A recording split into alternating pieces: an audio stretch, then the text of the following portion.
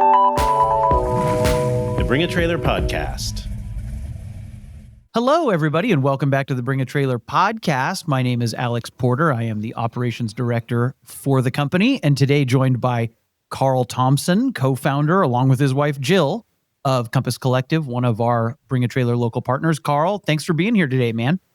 Alex, it's a real treat to be on the pod. Super excited for our conversation. So you already mentioned before we started recording that you're in your Airstream, but there's another Airstream behind you. Our listeners won't be able to see that, but how many Airstreams are in your facility right now? There are two. Neither of them are here as clients. We own both of them. We bought a 27-foot. It was going to be our forever Airstream. That's two-axle? What's a 27? It's two-axle. Okay. It has a queen-size bed in it. There's a nice kitchen area and a dining area. And we actually really did, as car people, we completely customized it and upgraded everything, and all the electronics are modern. And as we plan to be on the road more and more, we realized that getting a 30-foot would probably be a little better if we were going to be, doing like 3-month road trips.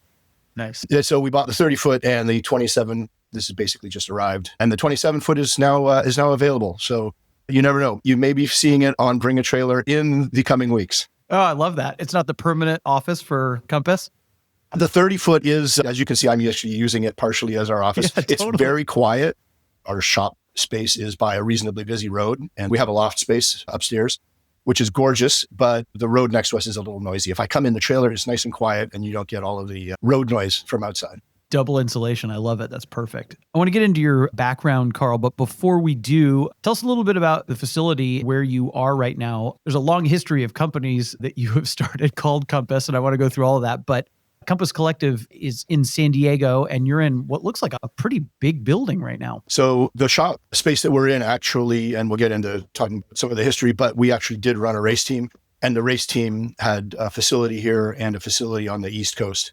And so this was the West Coast shop space for the race team. Oh, interesting. It's basically 6,000 square feet, freestanding, has lots of parking for big transport rigs and stuff like that. And so we ran the race cars out of here. And when we retired from racing, we removed all of the lifts and started doing some car storage and found our way to the local partner program. Oh, perfect. It's perfect for a local partner. You've got just the right facility. You lucked into it, I guess. The space is pretty much perfect. The location is great. We're basically about 5 miles from the coast in Carlsbad. So we're in North County, San Diego. And then pretty much everything is a nice, easy drive from here. Paradise down there. I'm jealous of you. Fighter Town, USA. Randy and I love Top Gun. So I guess that's a good segue into talking about how you landed long pre-Bring a Trailer local partner, how you landed in a building with a racing team in it. But let's go all the way back. Were you always a car guy? You come from a car family, Karl? I would say my father in particular is an aspirational car guy. We all are to some extent, I think. Yeah. We had a parade of large American iron, Ford Torino, some cars that we only got in Canada. Oh, that's right. You're from Toronto. Is that right? That's right. I'm from Toronto. Yeah. Pontiacs that we didn't get here in the U.S. And then a series of Volkswagen Rabbit diesels, one of which we drove as a family when I was probably 16. We drove from Toronto to Acapulco with my mom, my dad, my sister, and me. And we camped. Fully loaded, aren't they? They're like 50 horsepower, aren't they? You guys were able to get down there okay? I think they were like 85. Okay. Yeah. And with 4 people, no one was going anywhere fast. But what an adventure. And we actually drove all the way to Acapulco in a little Rabbit, and we were camping. So we had lots of fun stories and adventures to talk about. But this is how I find myself in an Airstream, because does anybody really want to camp a family of 4 out the back of a hatchback Rabbit?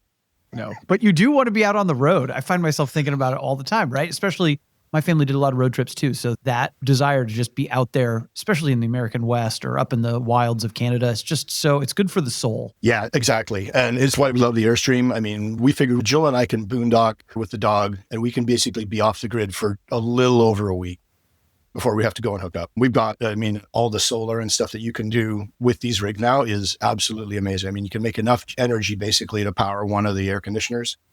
So if you go to Joshua Tree in the summer, it actually is okay.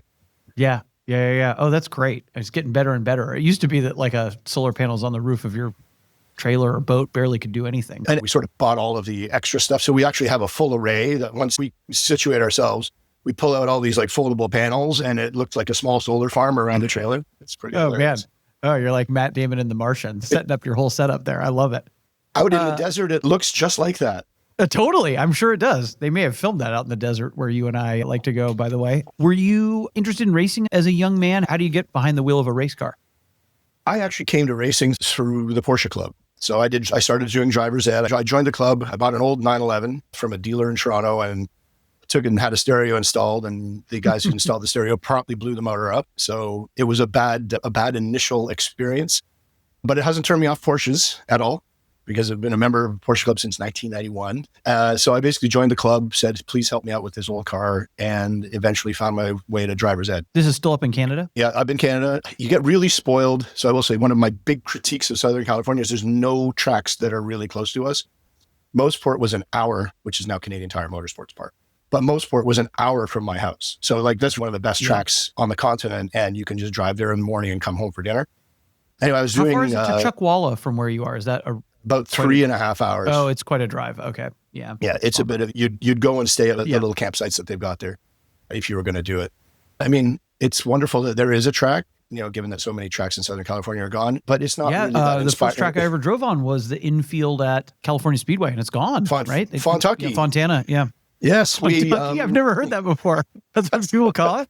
That's what Jill calls it. She can do that because she's from there. But yeah, so we actually flew over it. We're coming back from a trip a couple of weeks ago, and basically there's the front stretch with all of the grandstands, and then right at the end of the front straight where you'd be going into corner one, there's like an enormous building there. So I have no idea what they're going to do with that. Probably more warehouses. That's what they do at the Inland Empire. It's just like more warehouses. It's just more warehouses. Sorry, anyway, so I keep cutting into your flow. This is the fun of a free flow conversation. So I'm going up the back straight at Mossport. I'm in a convertible 911. It has a bolt-in roll bar. I'm doing 180 kilometers an hour, which sounds really fast, but it's not really. And I have a young daughter who's just been born. And I'm like, this is kind of bad parenting, because if I crash at the end of the straight, it's not going to end well. So I went out and I started looking for a race car, because it's got a full cage, and that seems like quality parenting. Yeah, totally. So I found in a warehouse in Toronto, like honest barn find, a Rockman's Cup 944. Wow. And the guy didn't really know what it was. He wasn't asking any money for it. It was sitting, the tires were all flat. Those are like white magnesium phone dials and all that stuff? That was the Turbo Cups. Okay. So the Turbo Cups came after that. So that was 87 and 88, there's a 86. normally aspirated Cup, 944 Cup? I didn't know about that. It was the first, if I'm not wrong, single mark Porsche series. And it was the brainchild of the marketing director of Porsche Canada at the time, David Deacon, who actually also was an ad guy who I knew from my ad agency. And it was his idea to do this single mark series. So they ordered basically sunroof delete cars. Each dealer had to buy one or two. They shipped them to Canada. They put roll cages in them, but they still had carpeting in them. They had passenger seats, and it was like actual showroom stock. And they made this amazing series, and it started so many careers. Like Paul Tracy was in a David Tennyson, tons of great Canadian talent, and each car was sponsored by a dealer. The car that I found, in this warehouse that was basically sitting derelict, and he was like, it doesn't even start or turn over. It was Richard Spinard's car. So Richard Spinard, for a Canadian, is like, his road racing legacy is amazing. And it was his car. He won the championship in '86, and it had all of his setup notes in the glove box. What? It was the championship winner? It was a championship winning car. So I walked in, and did the guy know that? The guy who had it? He had no idea what it was. And he was like, just get that thing out of here. And I was like, well, I got to bring a tow truck and stuff like that, bring a trailer. Didn't have a trailer at the time. I had to bring a tow truck. And so I basically bought it for nothing. I took it back to a friend's shop, and we put a fresh battery in it, pumped up the tires, fired up right away. Amazing. So that was my foray into, basically I did some Porsche Club racing. I did some regional racing in Canada. So our version of the SCCA. I won a couple of championships and did pretty well. That car was super fun. In what kind of a class? Like in a showroom stock class, or in showroom stock class? Yeah. Okay. Yep. Showroom stock. So basically it's performance based. In Canada, what they do is they do breakout times. So basically you're targeting a particular time at a particular track. Oh, it's like a time trial situation. It's kind of. But you're actually racing. Yeah. So it's like a time trial, but you're racing wheel to wheel. It's a super fun format. And then if you break out, if you go over the time that your class allows, then you're moved up to the next class. Oh, very interesting. And that makes it more fair, because I presume there weren't a ton of other showroom stock 944s running around. No, but I raced against all sorts of interesting stuff. Like one guy had like a big Camaro with this like huge V8 engine. Somebody had a Sentra. Yeah. And, Oh you know, man, and when I we- was racing, SER Cup was a big thing. Was it a SER Cup car? There was a spec series built around those little things. Absolutely. And then we had that Yeah. happen in Canada as well. So Centra Cup. They had were pretty fast. Those guys were good drivers too, as I recall. It's really, really, really close racing. Yeah. And you see those guys. So they raced at Trois Rivières, which is a street course in maybe rural Quebec, we'll say. But it's a great time. The town comes out and it was fabulous. The Centric series would have like 40 cars racing. Yes, totally. I remember that. Yeah. And the racing was incredible. And all of the amazing drivers from Quebec would come out and there'd be like all these ringers and these like little Centras ringing their necks. That's It was awesome. so good. But then you do graduate to big boy cars at some point, right? At a certain point we did, but the 944 Rothman's Cup car was interesting because it provided an entree for me to the very first Rennsport reunion. Oh. I pinged them. I said, I've got this car and, you know, I run it in Porsche Club Racing. Would it be cool to bring this? It has a Rothmans livery on it and everything. And they were like, oh, yeah, cool. You can bring that and find a place for you. So they parked me right next to the Rothmans 956. No kidding. It's amazing. Under the tent. And I'm like, I don't know anything. And they like sit me down and Paul Newman is there. And it's like, wow, what an adventure. You've arrived, Karl. You've arrived. You don't still have no that, idea what I was doing. You don't still have that car, do you? No, because like, you know, do I wish I still had that car? Yes, I do. That was gonna be my next question. But so that car I sold to start pro racing, right? Because you only have like, I don't have any money. Right. I have enough money to get the Rothmans car on the track and put gas in it and use one set of tires for 3 race weekends and then come home. Yeah. And so I sold the Rothmans car and actually went to a good home. It went to a guy, he owned Spinard's Turbo Cup car and he owned Spinard's Firehawk car. So okay. I actually did really well on that car because he wanted that car. He got all 3 cars together. Yeah, he's got the full set. He's got the full set. And mine, the normally aspirated one, was the best documented of the lot. It had everything. So Does that he was still super have cool. it as far as you know? Does he still have those cars all together? As far as I know, those cars are all still together in his collection. Amazing. Yeah, So that's a super valuable set now. Totally. Do you find yourself regretting cars like that? Do you ever like wish you had things back like that? Or do you kind of don't look in the past, keep your eyes forward? I think it'd be easy to do that. I mean, that was a special car and it certainly started me on what has been a very interesting journey. But what would I have done with it in the intervening time? Right? Yeah. Like, so you just sit and you'd look at it, I guess, probably, and that's it. And I have lots of those already. So Yes. Yep. I have a lot of cars that I'm just looking at too. I get it. anyway, so I sold that car to buy a used BMW Z3 Coupe. So it was with the 2.8, not the M Coupe, the running shoe. And that car had been running in what at the time was Grand M Cup, which is now the Michelin Pilot Challenge. So, and my deal that's was a much more highly modified car at that point, right? Than the Yes. 944, or is it pretty close to showroom stock too? Or there were a lot more modifications allowed. Okay. Gotcha. And I bought it from the team that was running the car. And the deal was, I want you to help me for the first 3 weekends. So I'm going to bring, you know, my small little crew. You'll transport the car for me. And then at the end of the 3rd weekend, I'll take the car and leave. And that was a really good education for us. The first race weekend, motor blew up. So I learned to find the local junkyard so that I could go and find another 2.8 liter motor that I put in the back of the rental car with the tarpaulin under it and drove it back to the track. And that was my introduction at Daytona to, you know, owning a car. So for the rest of that year, we had a little panel van and an open trailer. And I mean, we're going to, you know, what is now an IMSA event with like, I mean, we were pretty ragtag. Yeah, there's like semi-haulers there and stuff. So what they would do is they would park us around the back of Turner. So Turner had sort of they had been doing World Challenge and they had just moved over to IMSA. And Will was, you know, super gracious as always. And IMSA was like, we're just going to park you over here behind Turner and like try not to like, you know, make too much of a mess. Yeah, don't bother them, please. So the whole goal of this was like, I wanted to go racing. And the format was a 3-hour race and you had a co-driver. And so, you know, my whole thing was I would rent the seat to somebody else, which is how I started. I rented seats before I started our own team. And so I'd rent the other seat out. That person would drive first. And then, you know, assuming everything was okay, I would get in the car and finish the race. And by doing that, you know, basically both of us paid. And so that was fine. But I thought, you know, if I do a second car, I can drive for free. So I bought another Z3 Coupe and we bought a 48-foot gooseneck trailer and I bought a dually. And then that was us in a 2-car program. And oh man, this is how it snowballs. Then at the end of the year, so we're basically, it's a bunch of volunteers. There's a friend of mine who owns a shop about 2 hours north of Toronto. And, you know, we're halfway through the second year, and his wife says to him, you being away all the time is really affecting the business because, like the lady comes in with her Volvo, she needs to take it to the kids to school. And she, the car's sitting here for a week while you're away in Fontana racing. Yeah. And he's like, yeah. So he says to me, I can't do this anymore. So we promptly go out and we win the race at VIR. We had no business winning it, but the rain was, the VIR is an amazing track. It's like Mossport. It's old school. The weather is always unsettled. It can rain and at one side of the corner be bright sunny in the other.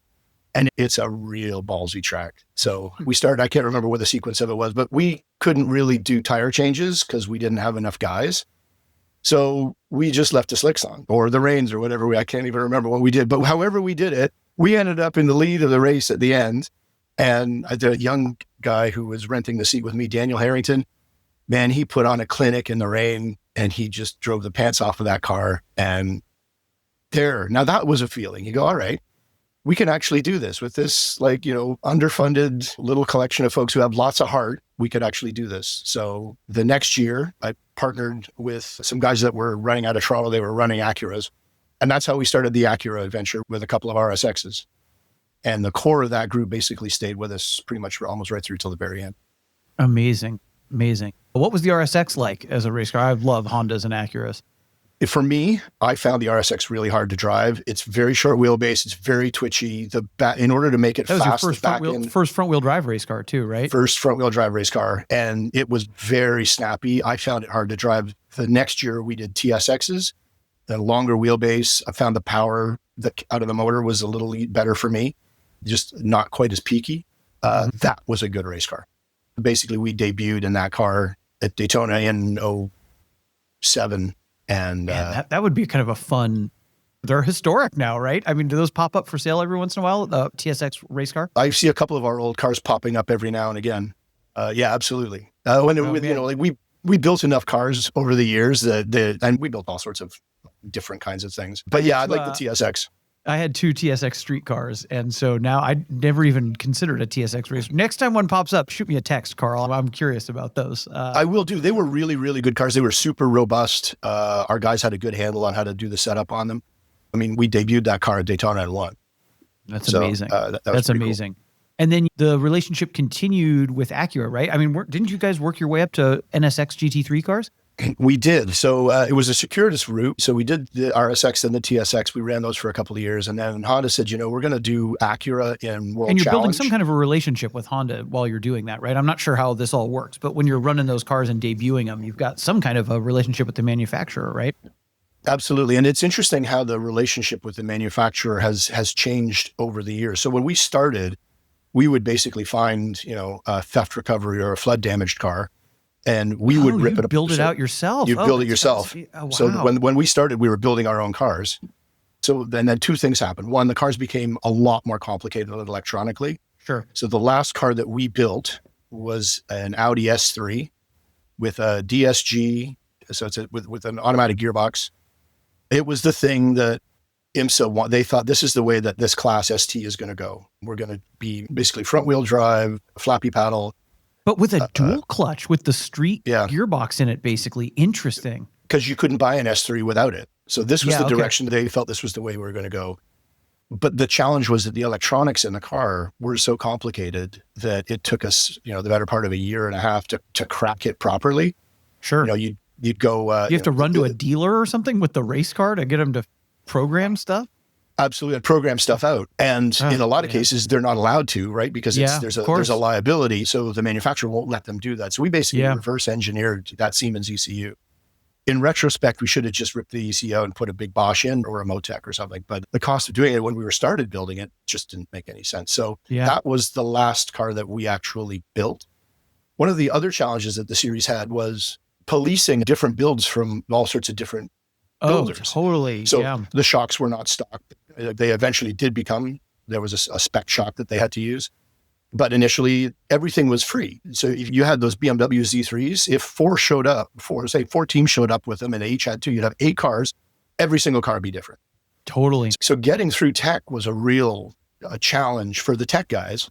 What was the alleged benchmark? Was it that the motor had to be pretty stock? What was the thing that kind of kept them in contention with each other? Well, and it depended on the car too, right? Because you'd have, like if you think about ST, so you'd have an RX-8 racing a Mini, racing Totally. a BMW, racing an Acura or a Honda. And there were all these different kinds of cars. Which, by the way, I love as a person who likes 60s racing. I love that, but I can understand why from the sanctioning body's perspective, that's a nightmare. I mean, I love seeing those touring car at Goodwood when it's like a Mini and a Galaxy racing against each other. I love that, but that's tough to regulate, to govern. And totally. And then somebody's got an E-Type Jag and there's an Austin Healey coming around the bend and like, absolutely. Yeah. I think the thing also is the manufacturers realize that this could be a good profit center. So at the end with Honda, there's less and less connection between race cars and street cars than there used to be. That's why I still love sports car racing, because it's like you can actually see a car you can buy out there on the track. For me, it's why I love GT3, because even though those cars are essentially purpose-built, they do have a connection to the street car. So like the McLaren GT3 car that we ran, the 720S, the tub of that car is still based on the street car's tub. The car itself is 9 inches wider than the street car, and the carbon fiber body is bespoke, and the engine is slightly different. So there are lots of changes, but it still has that connection, which to me is different than, a silhouette body like NASCAR is. So it just happens to be what I personally like. I think the prototypes are super cool, and we're definitely living in the golden age of prototypes. I mean, I think maybe even better than it was when the 956s and the 962s were around. But the cars that really connect for me are the GT3 and the GT4 cars. So 100%. I feel exactly the same. Sorry, I cut you off. I wanted to hear about how you built a relationship out with Honda and how that led to all this stuff.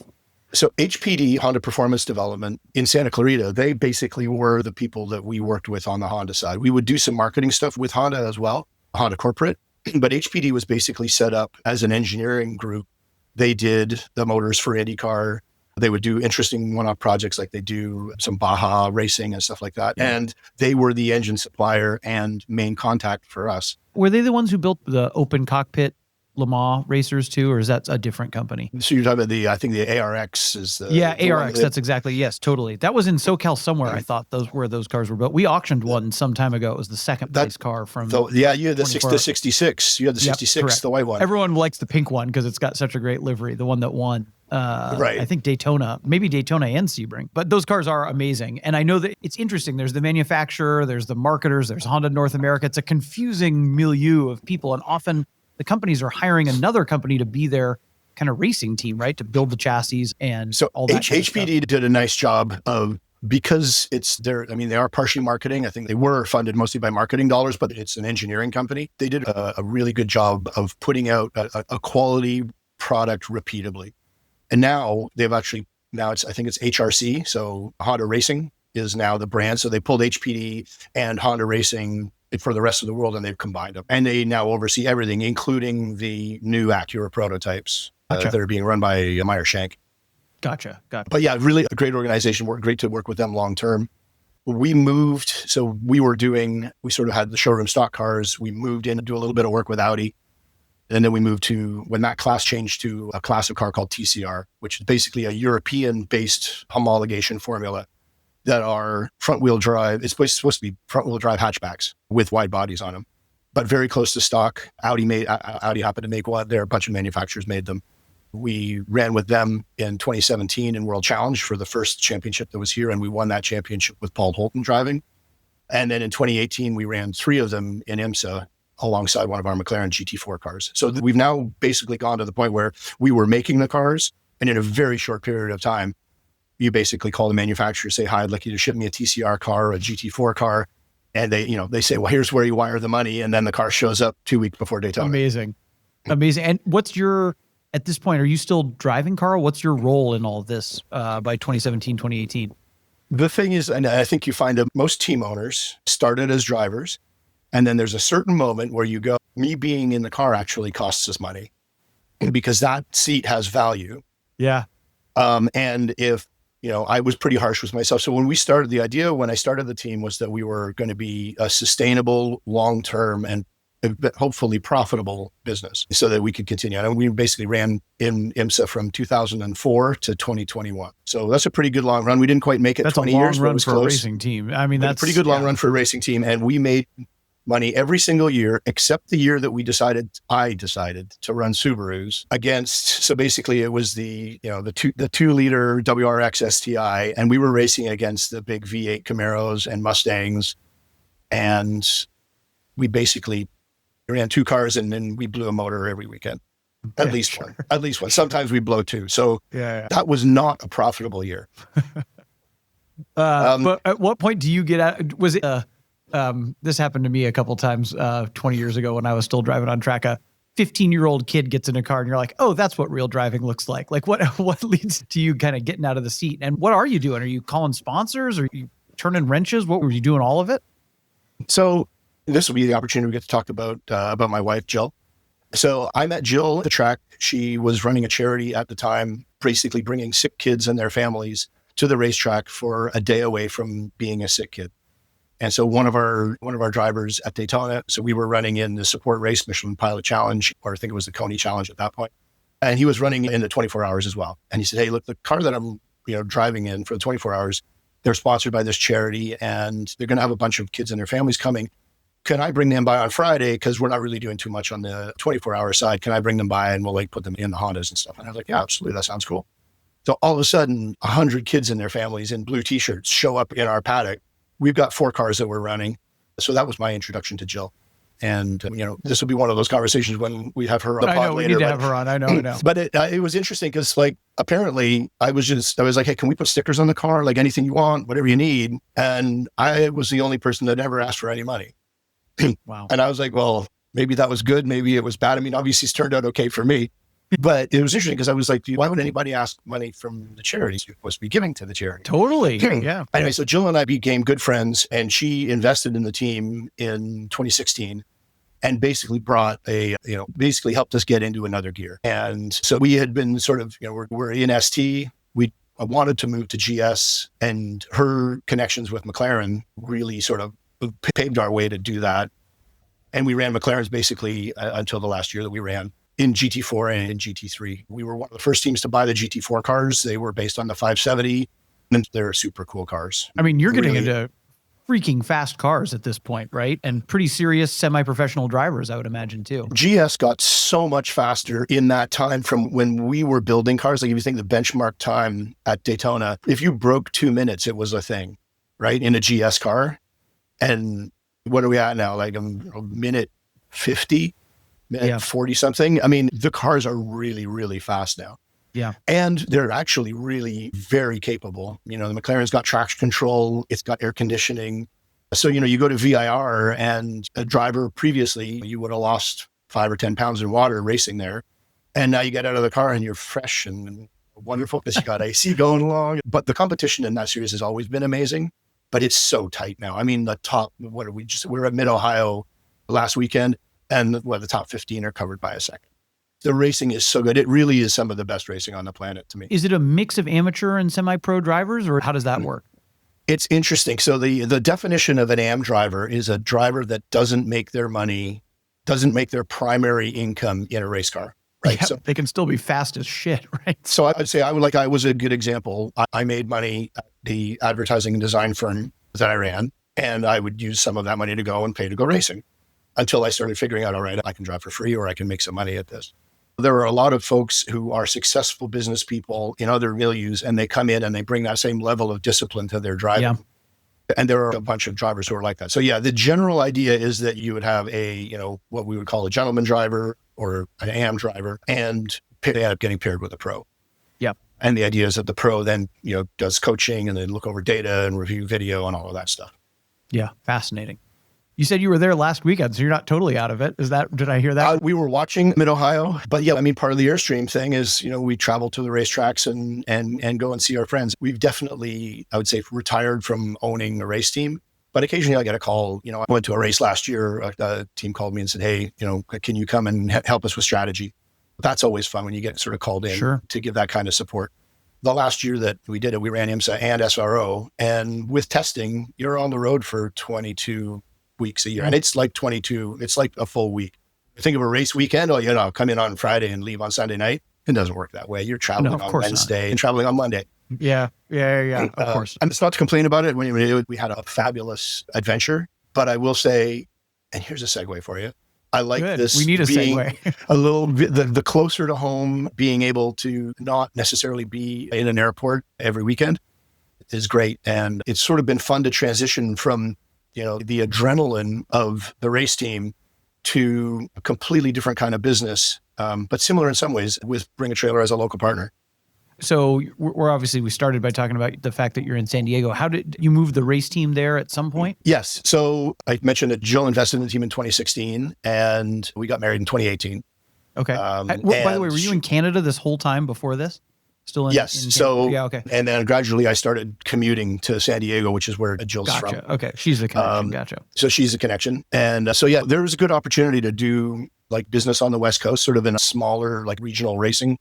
Plus, there's a tremendous amount of racing and car culture. It's all centered around Southern California in some ways, right? There's totally. So I mean, the real issue is that we don't have any close tracks. I mean, the close, really good track is Laguna Seca, right? Which for us is a solid 8.5, 9 hour drive.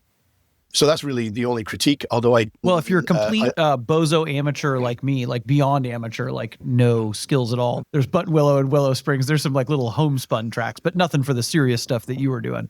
Yeah, Willow Springs is actually a really great track, and it's neat. So obviously we're going to see we're falling back into the racing thing again. I know. But almost all of my track experience is on Buttonwillow and Willow Springs, right? I drove a little bit at Fontana. I never went to Chuckwalla though. Willow Springs, I think, is fun because there is elevation change. Buttonwillow is a little bit flat. There's a little bump, but Willow Springs is neat, and it's just such an old school track. So it's neat that it has been bought by what appear to be people that are going to continue that sort of tradition, but maybe actually monetize it a little better. I really hope they preserve that kind of stepping back in time feel. I'm cautiously optimistic. They're certainly saying all the right things. But yeah, I mean, I think on the pod, you had Boris said on not too long ago. Yes, just Boris. He was amazing. And Boris, what a collection of great stories with him. But there is a track that is under development not too far from where his dealership is in Temecula. Oh, that's right. He was talking about that. And then there's the other, and then there's the other one. God, I can never remember what it's called. I haven't driven there. That's like out by Palm Springs. That's Thermal. Thermal. That's right. Yeah. But that's like that's a membership thing, right? Thermal is a little different because in order to be a member, you have to basically buy a lot and build a house there. Gotcha. So that's a little bit different, although they did have, a points paying IndyCar race there earlier this year. I saw that on TV. I was like, this is weird looking, right? Like to see like Indy cars racing around there, but it was cool. It again was like a flashback to the old days where my dad was here this weekend and all my kids are graduating, and he used to go to SoCal sports car races in the 50s, the origins of sports car racing. And we were watching this great old video from the LA Times Grand Prix of 1958 at Riverside. And it's just so homespun. And there's Phil Hill in a Ferrari, but like people are just standing next to the track and there's no overrun or anything. And I'm like, man, what a cool thing to watch. So it was fun seeing IndyCar on a little more homebrew track. They've done a nice job of making it an event where you can actually go up and the drivers are hanging out. Right. We've been both years. So this year was a points paying race. The year before was just an invitational.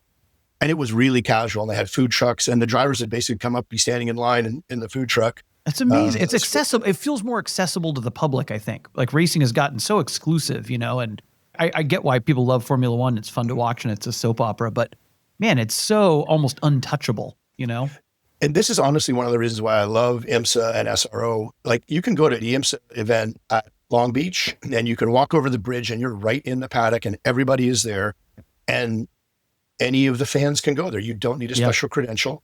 And so you still can kind of get that, we passed homespun, but yeah.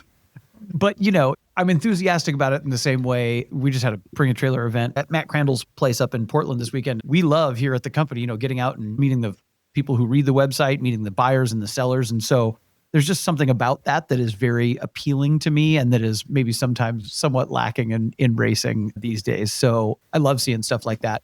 That's a less elegant segue, but I do want to talk about Bring a Trailer. I guess we can loop Jill back into it because you met our guy HUD, shout out to our guy HUD, through Jill, right? He was working for McLaren at the time. And I mean, were you ever planning on selling cars or how did that all evolve? So yeah, HUD was the marketing director at McLaren Automotive US, and he really didn't know very much about racing. And Jill was sort of part of the McLaren universe because she and their designer at the time, Frank Stephenson, both went to Art Center. And so she had made that connection with Frank and became part of the McLaren universe and spent some time here in the US sort of introducing HUD to the racing side of things as McLaren was getting into racing.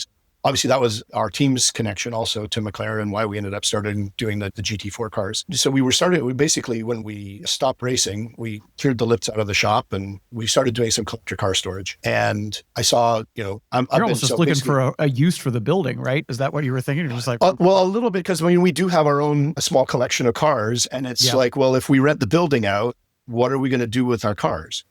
And this Airstream trailer, which has never lived outside except when it goes on the road, and then it comes back in, it gets washed, and it stays inside. So it lives a good life. And so we thought, all right, well, we talked to some friends, and they were like, well, I'll store my cars with you. So I've been a BAT fanboy since the early days. I mean, I think. Oh, that's interesting. Okay, so you were watching it before you started the Compass account. Oh, long ago. So I think Karl T is my account, my personal account, and I think I started. Good. Oh, okay. All right, you're going to out yourself. I love that. Well, that's cool. I mean, it doesn't take a rocket scientist. I, bought and sold a couple of cars. I got a really cool 1966 El Camino off a bat that I absolutely loved. It was this beautiful blue color. Anyway, super cool. That was a cool car. But I mean, I was subscribing to the RSS feed back in like 07 or 08. I can't even remember when that started. Like the very beginning of very beginning. Well, who doesn't want to find all this cool stuff on Craigslist? Totally. So I was like, every time it would come out, it's the first thing that I'm reading. And it's like all this amazing, cool stuff. So then when the auction started, I was like, all right, I'll sign up for that. And so basically, it's funny. So now being a local partner, people call in, they would tell me about how your process works. And they go, I used to read the paper every morning, but what I do now is I get my coffee and I go and I see what's on Bring a Trailer today.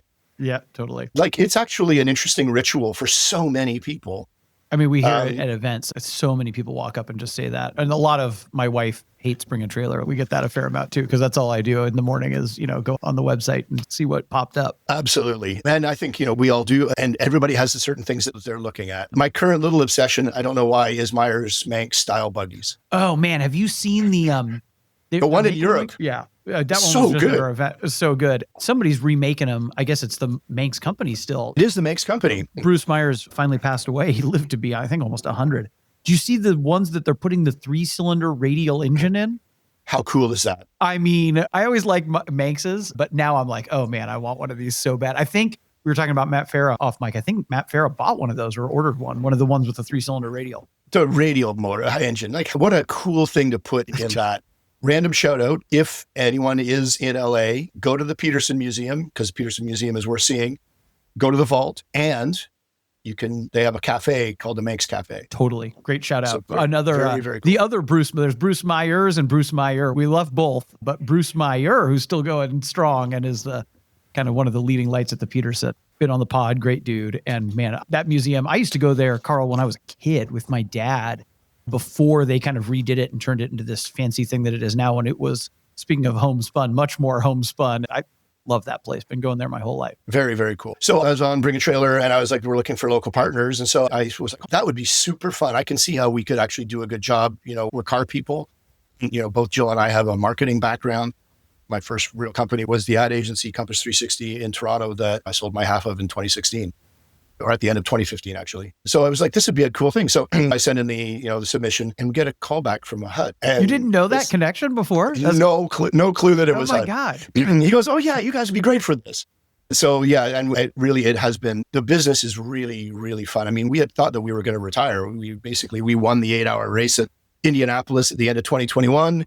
And we said, this is a perfect way to drop the mic. One of our drivers, Ashton Harrison, it was the first win in GT3 competition worldwide in SRO for a female driver and a female team owner. And we were like, that's a perfect way to drop the mic. Totally. And so we did, but we're doing a really poor job of retiring because the local partner stuff is so much fun. So you guys started in late 23, I think. Yep. So it's not even been 2 years. You've done 50 or more than 50 auctions. You guys have such a wonderful presentation style. Talk a little bit about how things operate. You're not a dealer, so you're a little different than some of our local partners. It was one of the reasons we wanted to chat. So talk a little bit about what you guys do and what your process is. Your presentation is so killer. Being a car person, obviously super important. Like, never underestimate authenticity. That's one of the big hallmarks of BAT. So anyway, talk about all that, Karl, and how you developed it over time. It's interesting. So when we first started, we were like, all right, if you just want us to do photos and videos, we can do that, or we can do the whole thing. And what we find is that, so I think we've been involved in almost 100 auctions. I think we're at 87 or something. Did you have a photography background, by the way?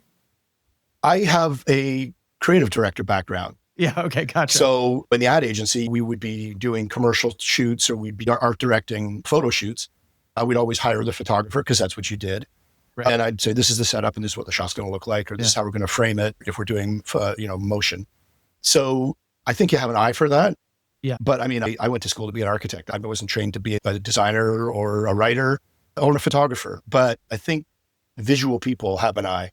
Well, you dropped kind of casually that Jill went to Art Center. So I was talking about SoCal car royalty. There's some more background in having an eye for things. Absolutely. So we started saying, we could do just a little bit if you want. And it's Right. turned out that the real value is if you just drop your car off and we basically handle everything from beginning to end. Because what I think we found is that the real art is in managing the auction. Yeah. And every car is a little bit different. So we just had an E-Type Jag. That one sold on Sunday alongside a 911 M491 wide body. So those auctions ended within about 10 minutes of each other. And the folks that are part of the community in each of those are different. The Porsche folks, they ask questions and have a certain knowledge base. The old British car folks, they have a different take. And I think it's but you got to be ready for both of them. There's a lot of experts in both those models. I struggle with this when we sell our own cars. You can get a little offended if somebody is pulling apart your car. I always like to come through the lens that they're trying to help, even if they're not going to be bidding, they're trying to help the people who are going to be bidding to end up getting a good car. You mentioned authenticity. There's authenticity, but there's also transparency. Absolutely. Like that E-Type is 1970. It's an old car now. It's 56 years old. Yep. And this one it wasn't a concours restoration, but it was a really nice restoration. Yeah. The thing that I find super interesting is, so we had a Studebaker Lark Daytona. Oh yeah, those are really interesting. Studebaker had their own 289 V8. Sliding roof in the rear is such a neat car. But I'll tell you, there's a car that I personally don't know a great deal about, but there is a group of people on BAT who know lots and lots about that car. 100%. I was just talking to one of our power sellers the other day about this, is that one of the catch-22s of BAT is that open commenting system can be so frustrating to sellers. And I totally get why, especially if, somebody's personally connected to the car. And yet, I mean, think about when you were buying cars on BAT back in the day, Karl, sight unseen on the internet, you want somebody to ask the questions that you may not be an expert on before you feel confident bidding. So it's this kind of magic secret sauce that I totally get why it can be frustrating. And it's also absolutely essential to the success of this whole thing. I mean, there was a time a long time ago when people were like, you can't sell $1 million car online. Are you kidding me? And it's like, no, you totally can. Well, and so there's another really interesting comment sort of in the bigger picture about how I'm super proud that we're a local partner for BAT, because having sold cars at Mecum at Barrett-Jackson and having been to a whole pile of the Broad Arrow auctions, there is a real value proposition that BAT has that oddly you can't match in an in-person auction. I know, it's weird, right? Yeah, totally. Yeah.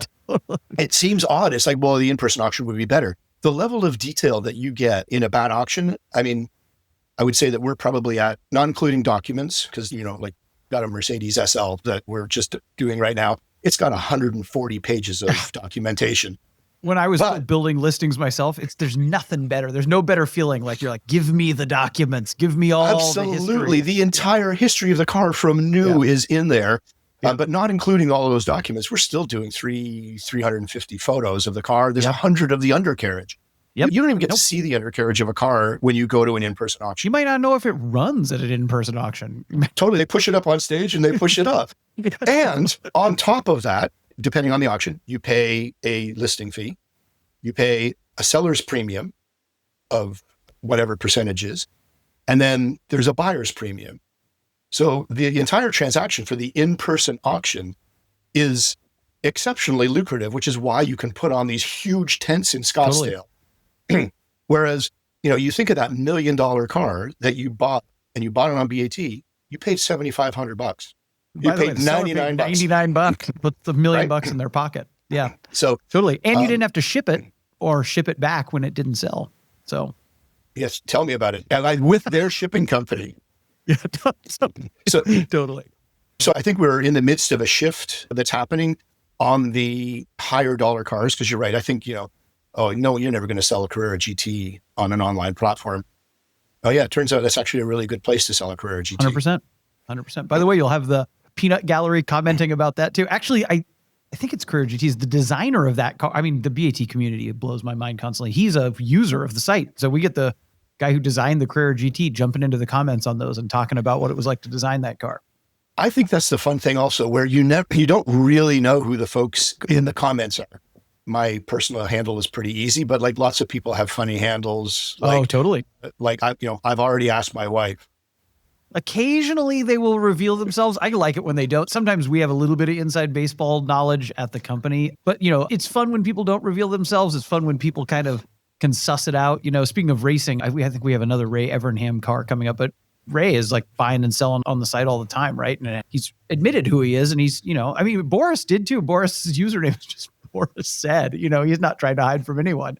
I love all that stuff. Have you had one of these yet where either a former owner or somebody who was associated with the car pops up? That's my favorite. Like, oh my God, I owned this car 25 years ago or whatever it is. That's the most amazing thing. Absolutely. Especially when they fill in some blanks that maybe we didn't have before. Exactly. Right? So like some of the cars, it's a bit of an archaeological dig. It really is. And if you come from the perspective of we want it all, it makes it more valuable and better if all the information is out there, which is like not always how everybody approaches things in the car world, right? They try to hide things, sweep them under the rug, spin the story. It's like, no. I want the full truth, nothing but the truth. That's the thing. I mean, I think there's no secret. Our job is to help our clients maximize, get the best dollar from the car that they can. But I also really don't want the new owner to take delivery of the car that's and not good give for us anybody. and give us a call and go, what the actual? No, it's not good for anybody. And it's amazing how often that's not like an intuitive thought that people have. Like I've had to convince people of that before. I'm like, no. Tell me the whole truth about the car, warts and all. You're going to get, it's counterintuitive. You said this before, Karl. It's like, you're going to get more money for your car if you're brutally honest about it, right? And say what you don't know too. Just say it. Just admit it, right? Actually, I have no idea. But maybe somebody could tell us. They usually will, by the way. We had a car and honestly, I couldn't find we were after the serial number on an engine because we thought it was numbers matching, but it wasn't quite certain. And there's a great question, right? Like, so the car's rare enough, you can Google it. Nothing really comes up.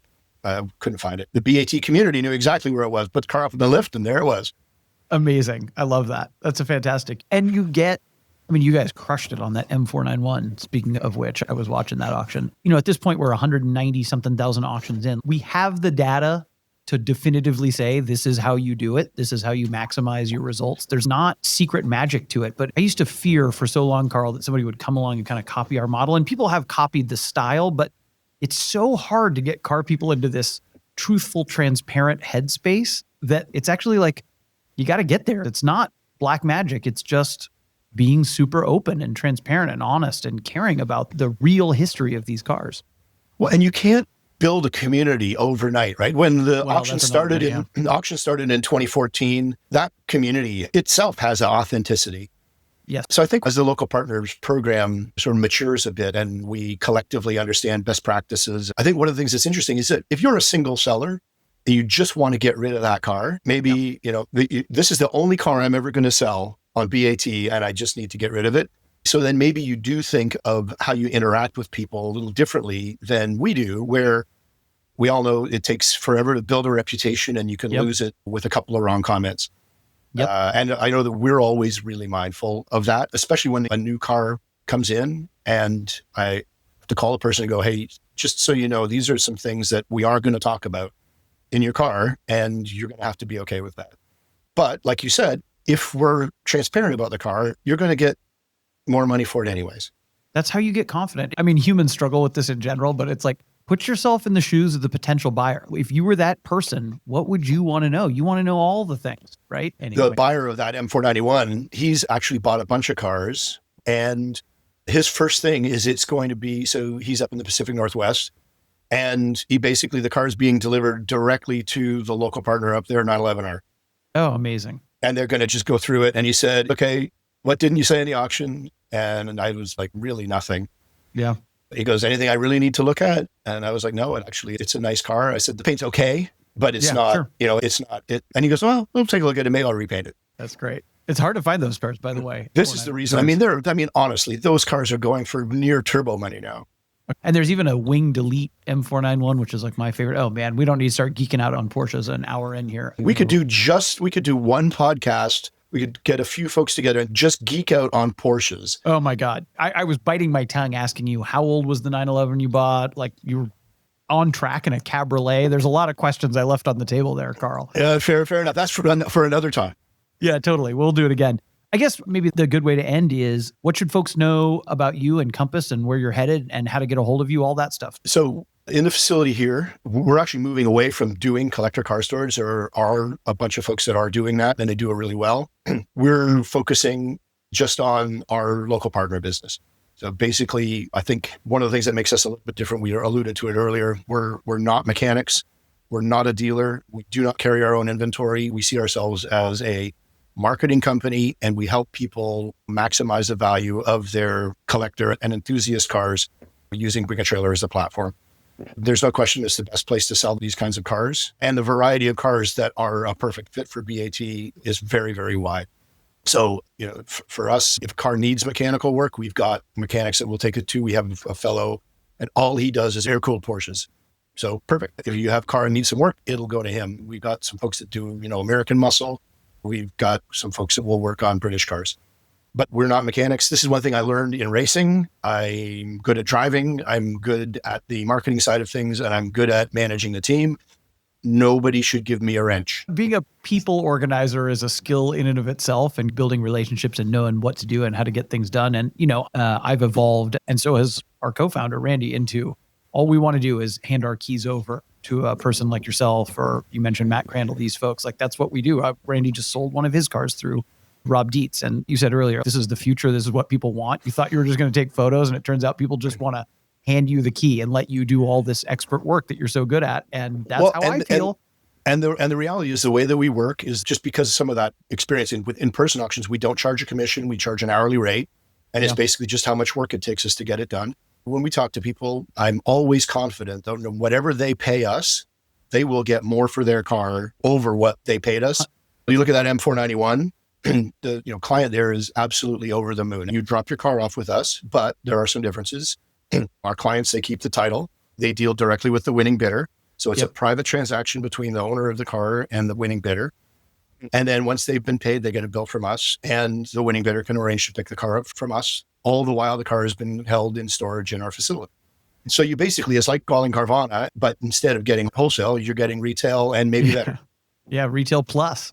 Well, thank you so much for doing this. We can definitely do another pod with Jill. There's obviously a tremendous amount left on the table. We got to get her involved next time. We didn't talk nearly enough about your charitable work, which is so important. And I think it would probably be good to have her on to talk about all that. I think that's a great idea. Bring a Trailer believes in that strongly. And obviously you guys do too. So we need to chat about that. We need to talk about old 911s. Maybe you and I need just a racing pod, because man, did I get sidetracked there? I need to know more about that. But thanks so much for doing this today, Karl. Any parting shots? Anything you want to mention before we close out? Honestly, grateful for the local partner program. I didn't expect us to be enjoying this new phase of this next chapter of our careers as much as we are. We meet the most interesting people. Car folks are, in general, they're fabulous folks. They love their cars. We had somebody drop off that old Mercedes. It's a 1970 280 SL. And as he was leaving, he's like waving to the car and he's in tears. He's owned this. Basically, his dad bought the car new, and, it's been in his family since 1970. So I think we take that responsibility pretty seriously. This is a car that somebody really loves, and our job is to find its next caretaker. Amazing. I mean, so aligned with you on that. I love hearing you say that. I'm sorry Bring a Trailer's ruined your retirement too. Apologies for that. Hey, honestly, it really is great fun, and it's curtailed some of the Airstream travel. That's all right. Well, maybe someday, but not right now. Well, thanks, Karl, and please thank Jill as well, and we'll do this again. All right, I look forward to it. Have a great afternoon. Thanks, buddy. And thanks to all of you for listening. Please don't hesitate to hit us up with any feedback or concerns or ideas that you might have. We love to hear them. That goes to podcast@bringatrailer.com, and we'll catch you next time.